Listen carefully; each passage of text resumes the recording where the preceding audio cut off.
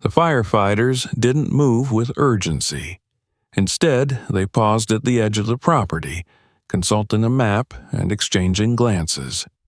Doug, sensing the hesitation, turned to Kamala, his expression a mix of confusion and alarm. This was their moment of need, and the people who were supposed to help were hesitating.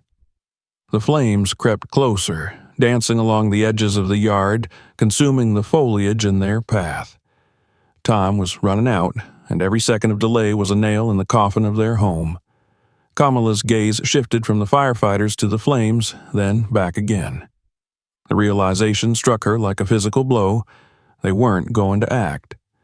She could see it in their body language, the way they avoided looking in her direction, the subtle shakes of their heads. This wasn't about resources or safety protocols. This was something deeper, something darker. The chapter closes with the fire's relentless advance, the mansion's fate hanging in the balance, and Kamala and Doug left grappling with the unthinkable possibility that their home might be lost, not just to the flames, but to the indifference of those who were meant to protect it. The air in Brentwood was suffocating, thick with smoke and the acrid stench of burning vegetation. The once blue sky had turned an angry shade of orange, casting an eerie glow over the upscale neighborhood. Kamala Harris and Doug Emhoff stood at the edge of their property, watching in helpless disbelief as their home was slowly consumed by the relentless advance of the fire. Flames danced dangerously close to the walls, licking at the manicured garden and leaving trails of charred destruction in their wake. The wail of sirens cut through the chaotic symphony of crackling flames and shouting neighbors.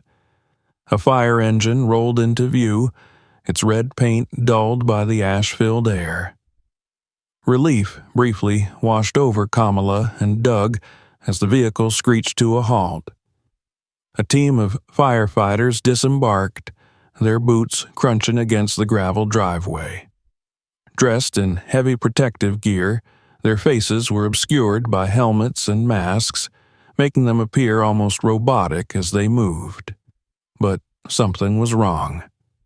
The firefighters didn't rush into action. Instead, they gathered near the engine, speaking in hushed tones and gesturing toward a map spread across the hood of the truck. Their movements lacked the urgency Kamala had expected. Time was slipping away, and every second allowed the fire to grow stronger, greedily consuming everything in its path. Doug stepped forward, his instincts as a lawyer kicking in, ready to demand answers. But Kamala placed a hand on his arm, her eyes narrowing as she studied the scene.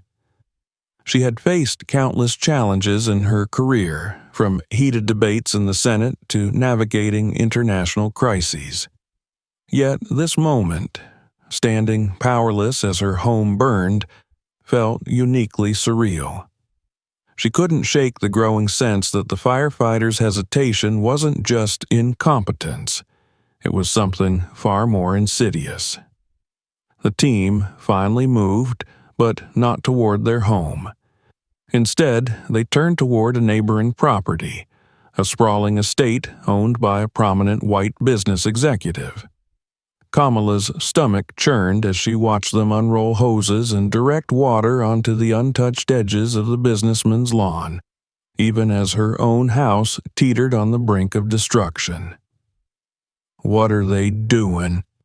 Doug muttered, his voice taut with anger.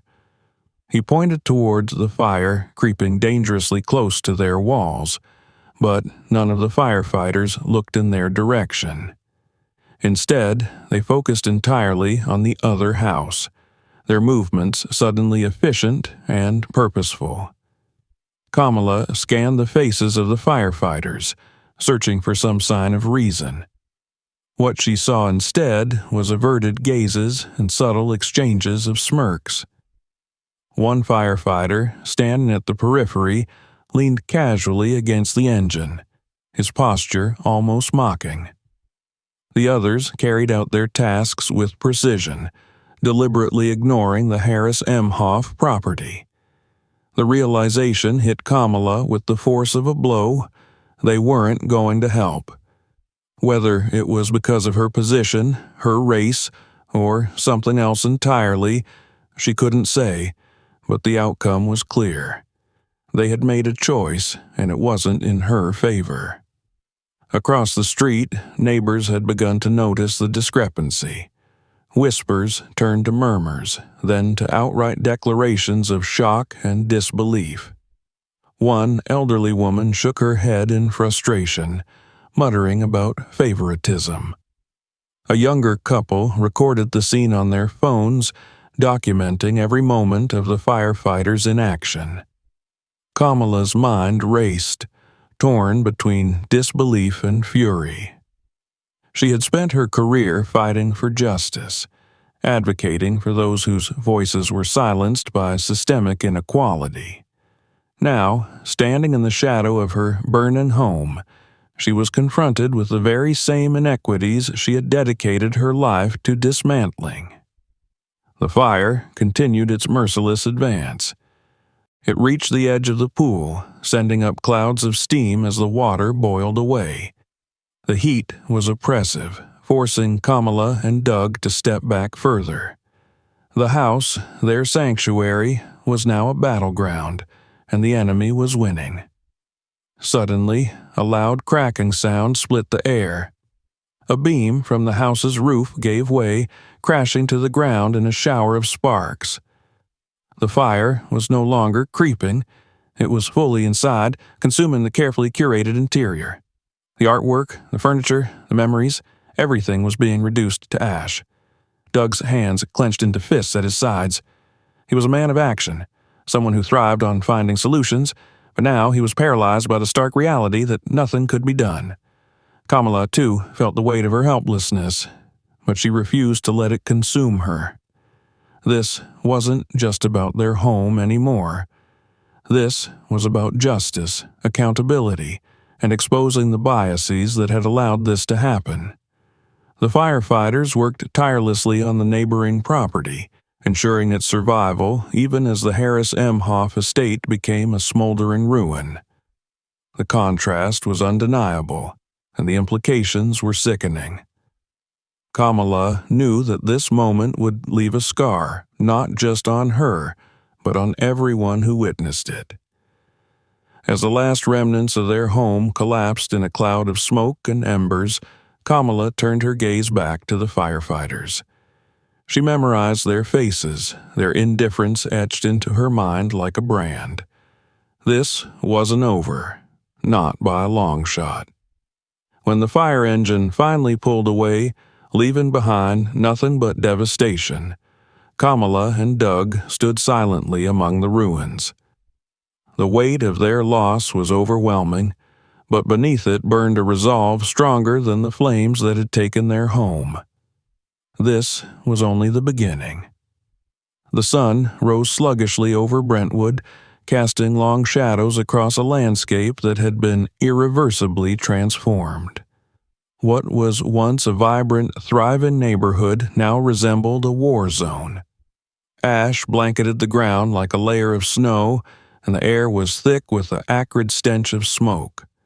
Charred remnants of homes stood as skeletal silhouettes against the hazy sky, their frames blackened and broken.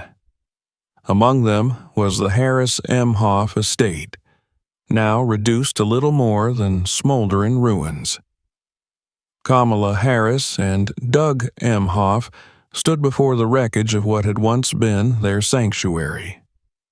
The ground beneath their feet was hot, the scorched earth radiating the heat of the fire that had consumed everything in its path. The home that had been a place of refuge from the pressures of public life, a place filled with laughter, love, and cherished memories, was now unrecognizable. All that remained were fragments, a warped metal gate, the outline of a pool stained with soot, and a heap of rubble that had once been their living room.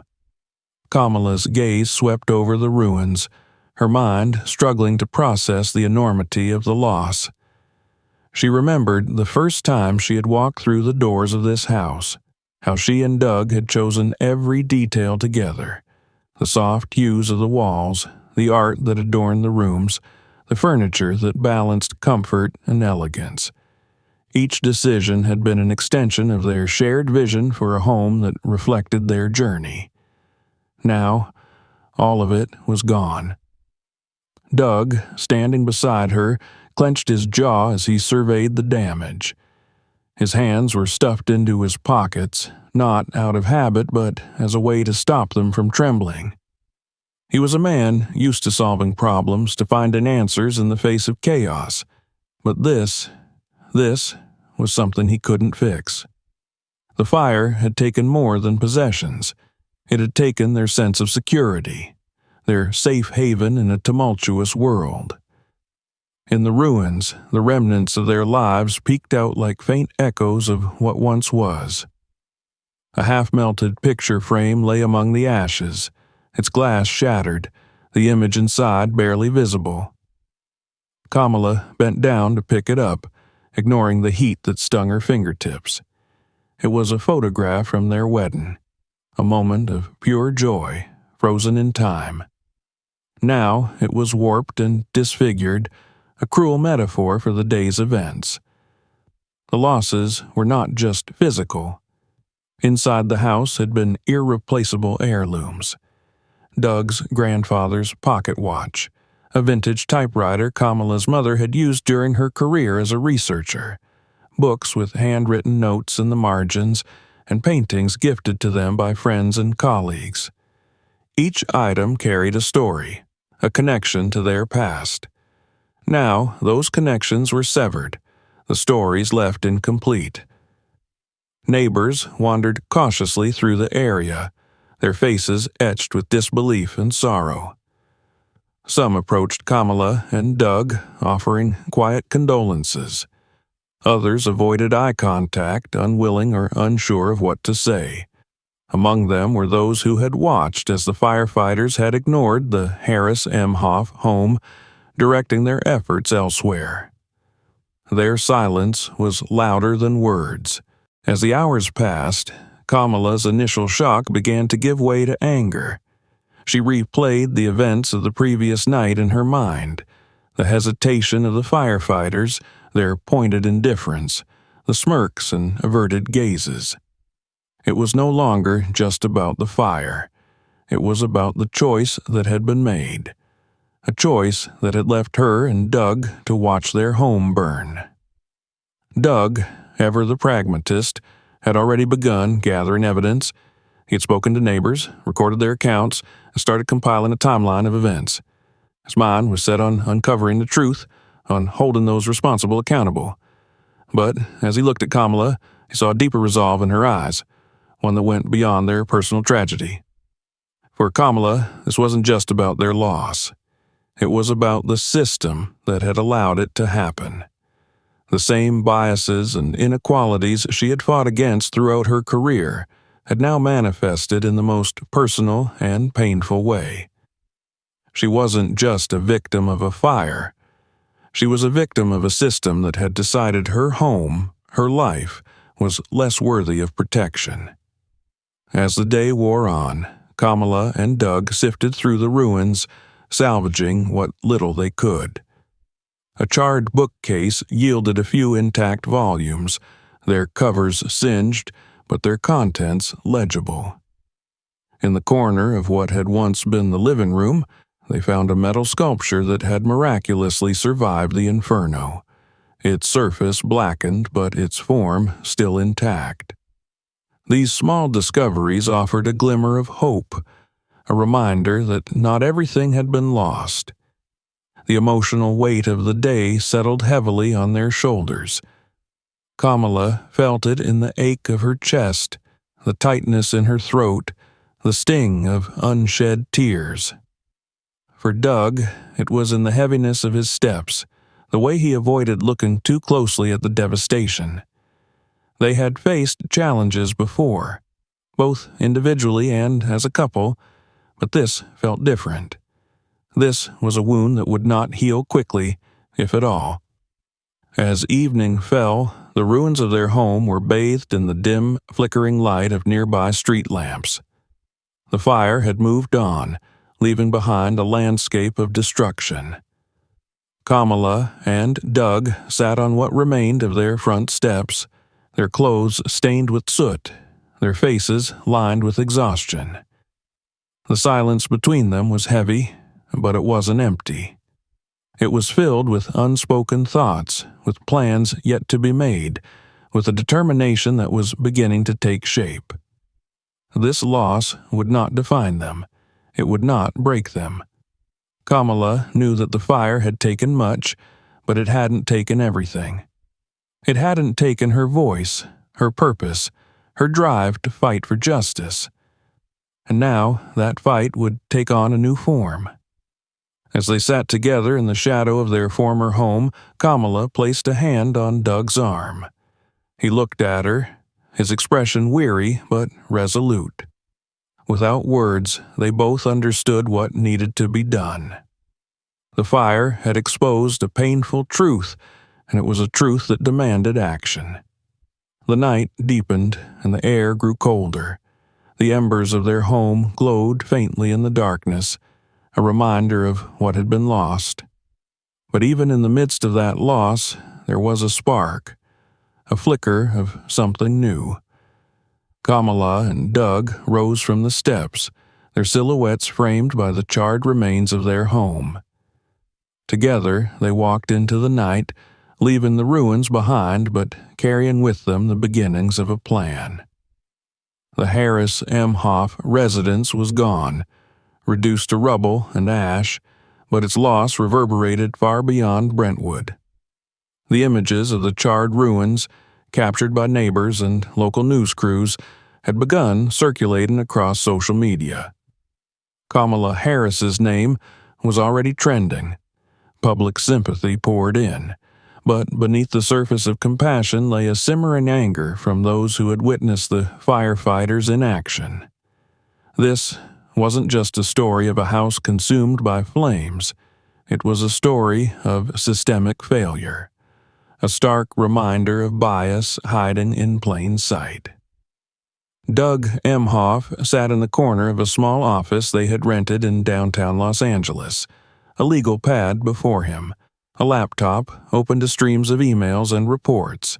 His usually composed demeanor was laced with visible frustration. He had spent years as a lawyer navigating the intricacies of the legal system, but this felt personal in a way few cases ever had. Every piece of evidence he uncovered brought him back to the moment they watched their home burn, helpless and betrayed. The evidence, however, was mounting. First, there were the security camera recordings. Doug had reviewed the footage obsessively, frame by frame, documenting every moment the firefighters had stalled. He had captured their laughter, their leisurely movements, their pointed indifference. The footage didn't just show negligence, it hinted at something far darker. Then there were the testimonies.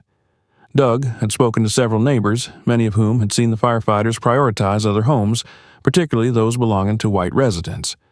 One elderly woman recalled shouting at the firefighters, begging them to save Kamala and Doug's home, only to be ignored. Another neighbor described the eerie calm with which the team moved, as though they had already decided which homes were worth saving. Doug wasn't alone in his efforts. Kamala, though emotionally drained, had shifted into action mode. She contacted local officials, fire department leaders, and even state representatives, demanding answers. Her role as vice president gave her access to people who would normally ignore such inquiries, but the responses were frustratingly evasive. The department insisted that the firefighters' decisions were based on resource allocation and safety priorities. Yet, no one could explain why her home had been left to burn while less endangered properties were protected. Kamala knew the language of bureaucracy well enough to recognize a cover-up. She had spent her career navigating systems designed to obscure accountability, and this felt no different. The fire department's statements were full of vague justifications and technical jargon, but they couldn't erase the clear evidence of bias. The facts were on her side, and she intended to use them. The deeper they dug, the more unsettling the discoveries became. Doug's team uncovered internal communications from the fire department that revealed a pattern of behavior. In one message, a firefighter joked about letting rich liberals fend for themselves. Another email, sent months before the fire, contained a crude comment about Kamala's political stance on law enforcement reform. It was clear that resentment and prejudice had taken root within the ranks, shaping decisions that should have been guided solely by duty. Kamala and Doug decided to escalate. They hired an independent investigator, a retired fire chief with decades of experience. His initial findings were damning. He noted significant delays in the team's response time, inconsistent application of safety protocols, and a troubling lack of urgency in protecting their property. More importantly, he found evidence of a broader culture of bias within the department, with minority neighborhoods often receiving slower response times and fewer resources during emergencies. The media began to pick up the story in earnest. Major outlets published articles dissecting the incident, and talk shows debated the implications. Was this an isolated case of negligence or a symptom of a larger issue? Public opinion was divided. Some defended the firefighters, claiming they had done the best they could under difficult circumstances. Others, however, saw the incident as a stark reminder of systemic inequities that permeated even the most vital public services. Kamala's name became a rallying cry for activists pushing for reform. Protesters gathered outside the Los Angeles Fire Department headquarters, holding signs that read, "All homes matter," and "No bias in service." The story had evolved into a national conversation about race, privilege, and the hidden biases that influenced life and death decisions. Meanwhile, Kamala and Doug prepared for the next phase of their fight. Doug drafted a legal complaint against the fire department, alleging negligence, misconduct, and racial discrimination. The complaint cited the security footage, the internal emails, and the investigators' findings as evidence. It also demanded a thorough review of the department's policies and procedures, along with mandatory bias training for all personnel. Kamala took a different approach, leveraging her platform to advocate for systemic change. She gave interviews, attended town hall meetings, and spoke at rallies, using her personal experience to highlight the broader implications of the incident. Her words were measured but powerful, striking a balance between personal pain and professional resolve. "This isn't just about my home," she said during one televised speech. "This is about ensuring that no family, regardless of their race, income, or background, has to face what we did. It's about accountability.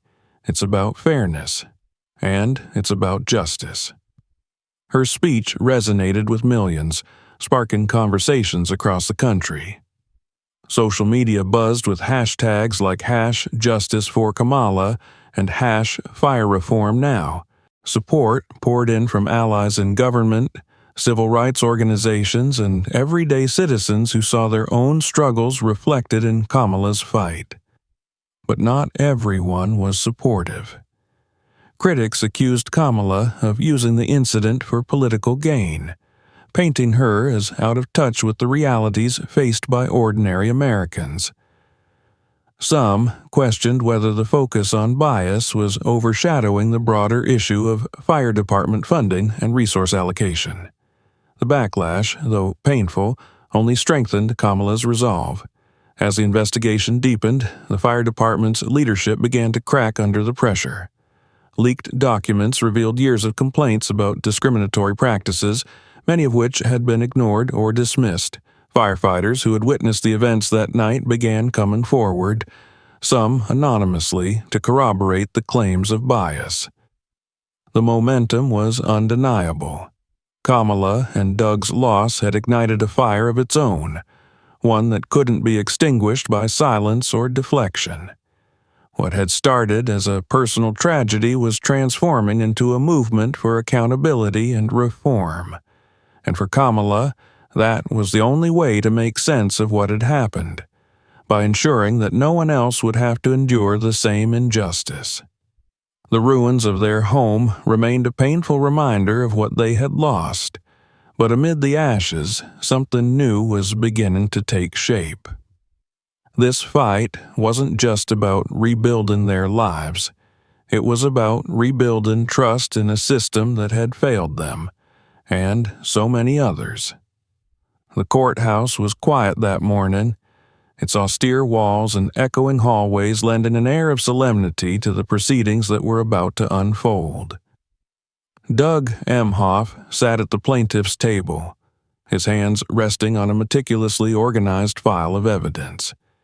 His calm exterior masked the firestorm of emotions roiling beneath the surface.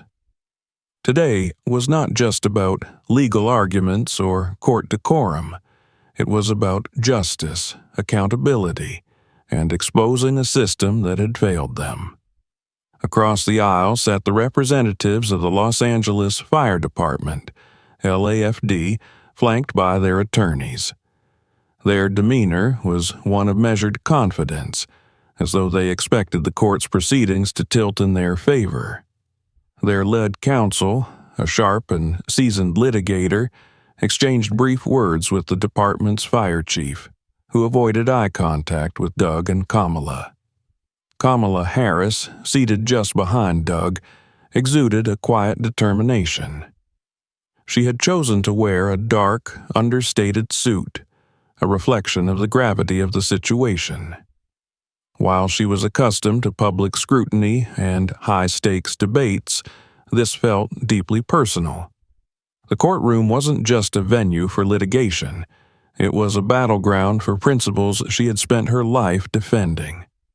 The case against the LAFD was built on 3 pillars: negligence, misconduct, and racial discrimination.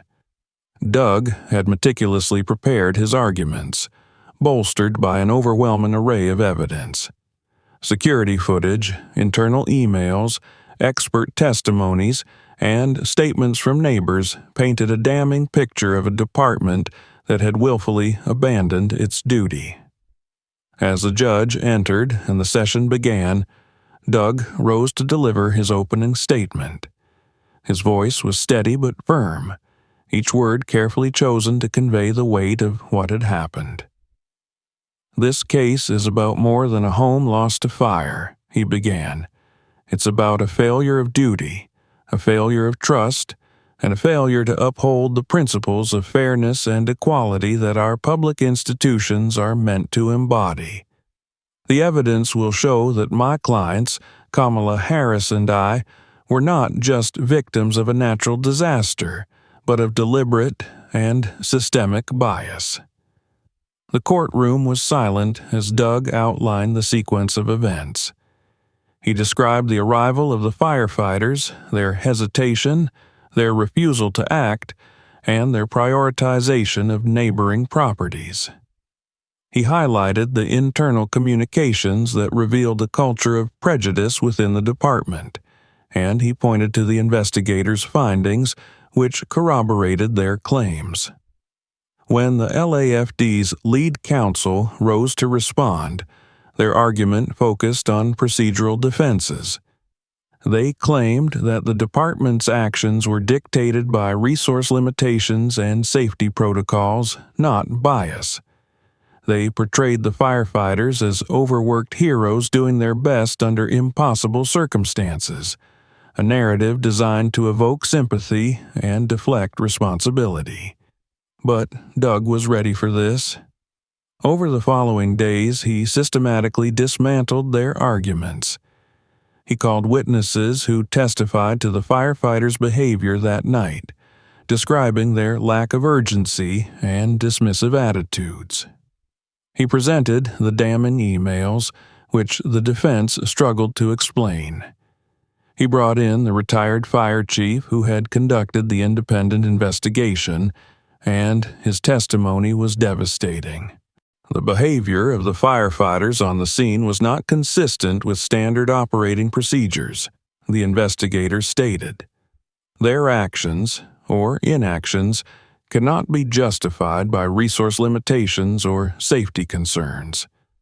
This was a clear departure from their duty to protect lives and property without prejudice. The most emotional moment of the trial came when Kamala took the stand.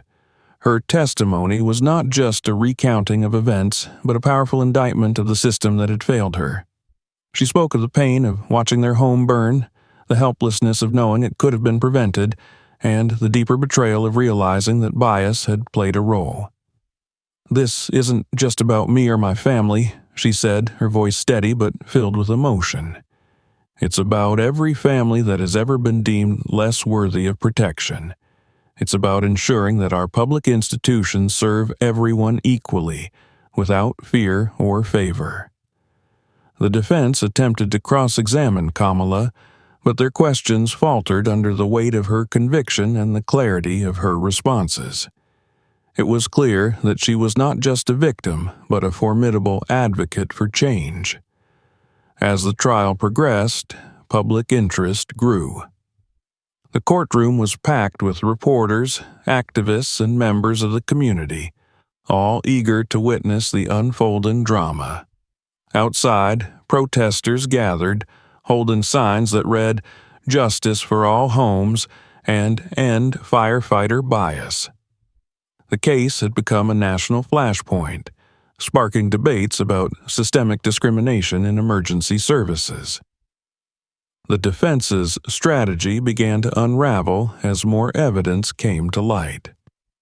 A whistleblower from within the department provided additional documents, including incident reports that revealed a pattern of delayed responses to minority neighborhoods. These reports were a damning confirmation of the systemic issues at play. By the time closing arguments began, the defense was on the back foot. Doug's final statement was a masterclass in legal rhetoric, blending logic, evidence, and moral appeal. He urged the court not only to hold the LAFD accountable for their actions, but to send a message that bias and discrimination have no place in public service. The jury deliberated for 2 days, their faces solemn as they filed back into the courtroom to deliver their verdict. When the foreperson stood to speak, the tension in the room was palpable. "We find in favor of the plaintiffs," she said. "The Los Angeles Fire Department is liable for negligence, misconduct, and racial discrimination." The courtroom erupted in a mix of relief and triumph.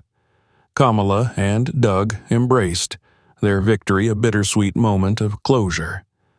The financial compensation awarded by the court was substantial, but for them, the money was secondary. What mattered was the precedent set and the promise of reform. Outside the courthouse, Kamala addressed the crowd of reporters and supporters. Her words were measured, her tone resolute. "This is not just a victory for my family, it's a victory for everyone who believes in fairness and justice. But this is only the beginning. We must ensure that this never happens again to anyone." The case became a catalyst for change. The LAFD announced a comprehensive review of its policies, including mandatory bias training for all personnel. Other fire departments across the country followed suit, initiating their own reforms. Kamala and Doug, though still grieving the loss of their home, found solace in knowing that their fight had sparked something greater, a movement toward accountability and equity. The battle in the courtroom was over, but the work of rebuilding trust and ensuring fairness had just begun. For Kamala and Doug, this was not just a legal victory, but a reaffirmation of their commitment to justice, a commitment that would guide them as they moved forward from the ashes. The remains of the Harris M. Hoff estate stood as a haunting monument to both destruction and renewal. The blackened skeleton of their once pristine home had become a powerful symbol, not just of loss, but of resilience and transformation. Kamala Harris and Doug M. Hoff had won their legal battle, but the fight had left its mark. Now it was time to decide what would come next. In the weeks following the verdict, the couple returned to the site of their former home. The air was still heavy with the scent of ash and soot, but nature had already begun its quiet work. Green shoots poked through the charred earth, a stark contrast to the devastation that surrounded them. Kamala knelt by one of these fragile sprigs, brushing away the dirt with her fingertips. It was a small thing, but it spoke of possibility, of beginnings yet to come. Doug stood a few steps behind her, holding a set of blueprints in his hand. They weren't for the reconstruction of their home. The decision had been made. They wouldn't rebuild here. Instead, the couple planned to use their settlement to create something that extended far beyond the boundaries of Brentwood. The vision was bold. Kamala and Doug had decided to establish a foundation dedicated to equity in public services. It would focus on training emergency responders to recognize and overcome implicit biases, ensuring that the failures they experienced would never happen again. The foundation would also advocate for policy reforms, pushing for national standards that prioritized fairness and accountability in emergency response systems. The idea had grown out of their own pain, but it was rooted in hope. Kamala often spoke of how the fire had consumed not just their home, but also their assumptions about safety and fairness. What they had endured was a tragedy, but it had illuminated a systemic flaw that demanded action. And Kamala, with her decades of experience fighting for justice, was uniquely positioned to lead that charge.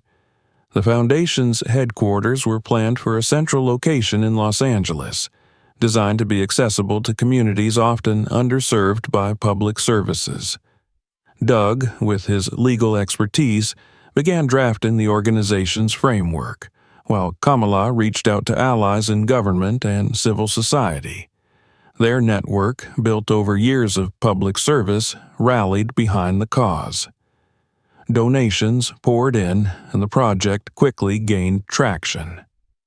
The official launch of the foundation was marked by a ceremony held on the charred grounds of their former home. The event was attended by activists, local officials, neighbors, and even members of the fire department who had come to acknowledge their mistakes and pledge support for the reforms. A temporary stage was erected, adorned with flowers and banners that bore the foundation's motto, "Equity in Action." Kamala stood before the crowd, her voice steady as she spoke. "This is where it happened," she began, gesturing to the blackened earth beneath her feet. "This is where my family experienced loss, pain, and betrayal. But it is also where we found strength, where we decided that this would not be the end of our story. Today, this site is not just a reminder of what was lost, it is a beacon for what can be built." Her words carried the weight of their journey, from the night of the fire to the courtroom, and now to this moment of transformation. She spoke of the systemic changes the foundation aimed to achieve, of the need for training and accountability, and of the broader mission to ensure that every family, no matter their race, income, or status, received the protection they deserved. Doug followed her, his tone more personal, but no less powerful. He shared the story of their fight, emphasizing the importance of community and standing up against injustice. "We've learned that resilience isn't just about rebuilding. It's about reimagining. It's about taking what we've endured and turning it into something that can help others. That's why we're here today, and that's what this foundation stands for. The crowd erupted in applause as Kamala and Doug unveiled a plaque dedicated to the foundation's mission. The moment was both solemn and celebratory, a recognition of the past and a commitment to the future. As the months passed, the foundation's work began to take shape. Training programs were developed in collaboration with experts in psychology, public safety, and social justice.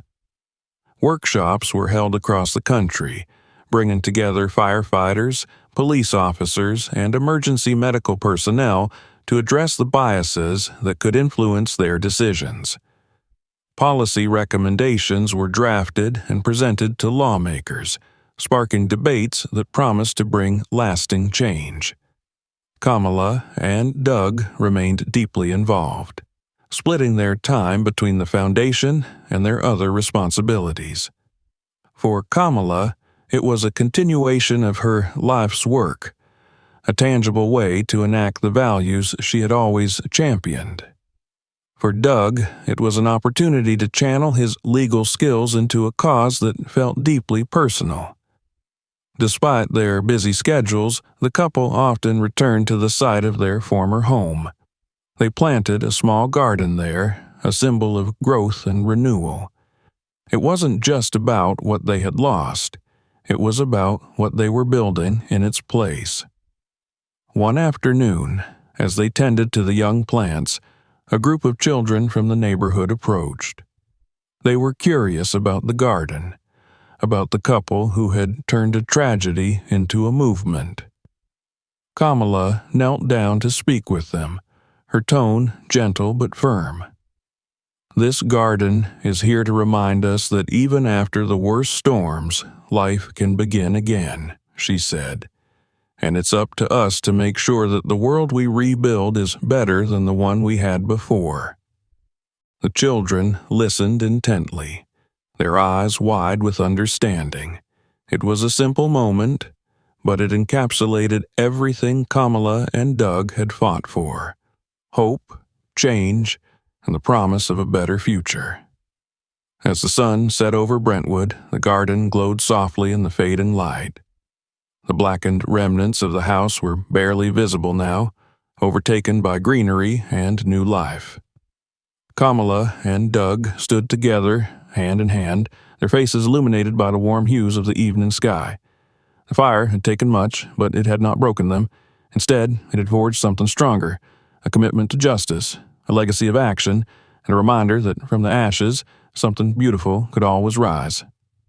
Thank you for watching. If you enjoyed this video, make sure to subscribe to stay updated with our latest content. Don't forget to check out our other videos and share this one with friends and family who might find it interesting. See you in the next one.